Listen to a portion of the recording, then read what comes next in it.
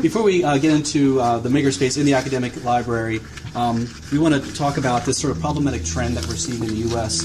Not a decline necessarily, but definitely a slowing. And so if you look at this animation here, you'll see the top 10 countries who have filed for patents in the last between 1980 and 2016. And so as the next highest country, it's pushing the graph down, and you can see that at the top of the scale is China in applications, at least. So they're not necessarily, the graph isn't quite this spread in the number of patents received, but what this definitely illustrates is that, with the blue line there being the United States, we're just sort of leveling out at this point where, we are having a lot of stiff competition, especially from China, but from other countries as well. And so it's more important than ever to be innovating and to learn, to be innovative.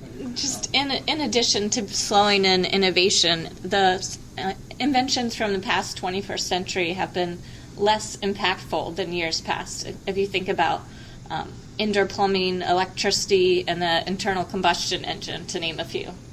And then we're going to share this video that goes into a little bit more detail about explaining this and about the fact that we're in the fourth industrial revolution.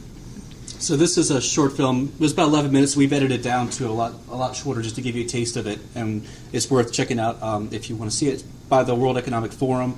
And it sort of talks a bit about the trends and about this concept of this fourth industrial revolution. So take a look. The original Industrial Revolution was driven by the discovery that you could use steam engines to do all kinds of interesting things. But that was followed by additional revolutions for electricity and computers and communications technology. We're now in the early stages of the fourth industrial revolution, which is bringing together digital, physical, and biological systems.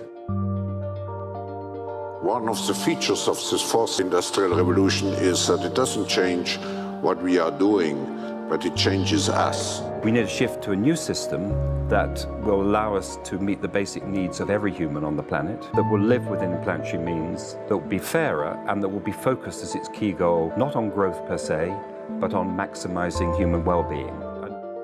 The reason we live in cities is not different today than it was 10,000 years ago. Even if we have got networks connecting us, we still want to have places where we meet in person. So this means the place where we work and the place where we live are much closer to each other, a city where we don't need to have big supply chains in order to produce things, where many things can be sourced locally thanks to 3D printing and robotics.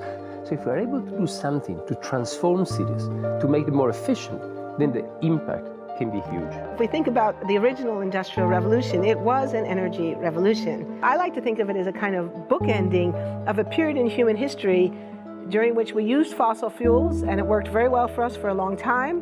But now we have to bring that to an end. We have energy technologies that can power our civilization: solar, wind, biomass. So then the question is, well, how do we get grid integration? Maybe the wind is blowing in Denmark, the sun is shining in Germany, and now you can move that electricity through an integrated grid. You can supply energy to everyone who needs it, and you can supply energy at all times. The projection of 5 million jobs lost by 2020 to technology is serious, but it's not the main question. Construction, manufacturing, services, public health and education, these industries will still exist.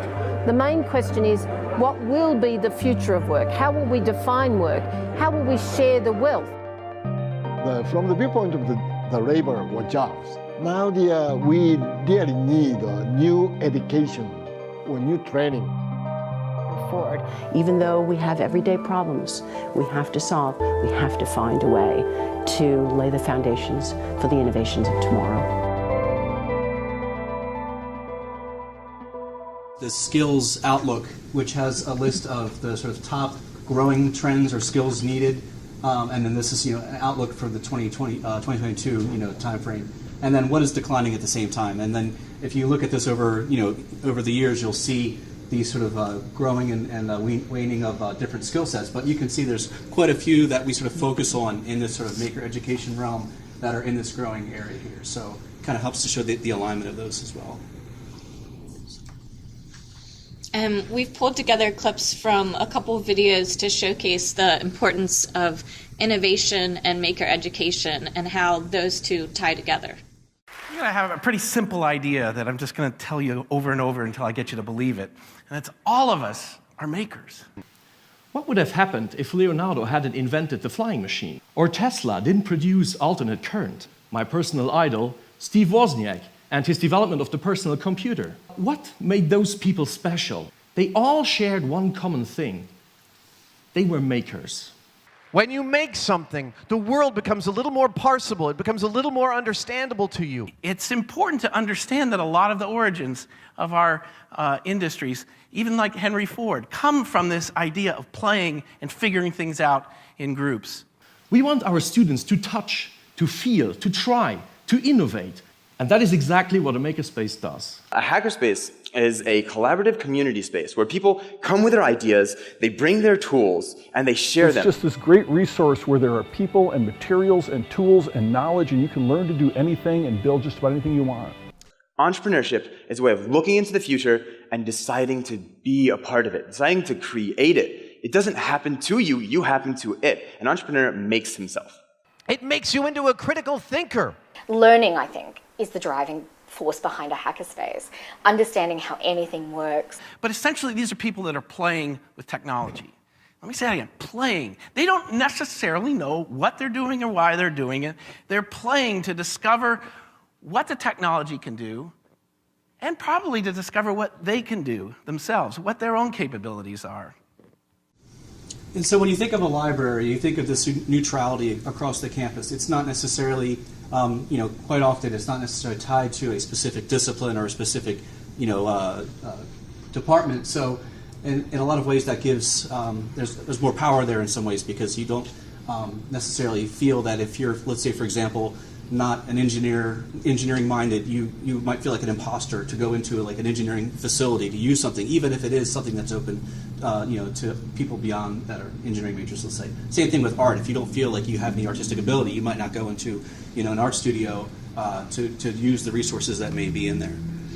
We also make it a point to support both curricular and co-curricular activities and find a lot of ways that we can bridge the gap between the two so that they can support and feed off of and benefit each other.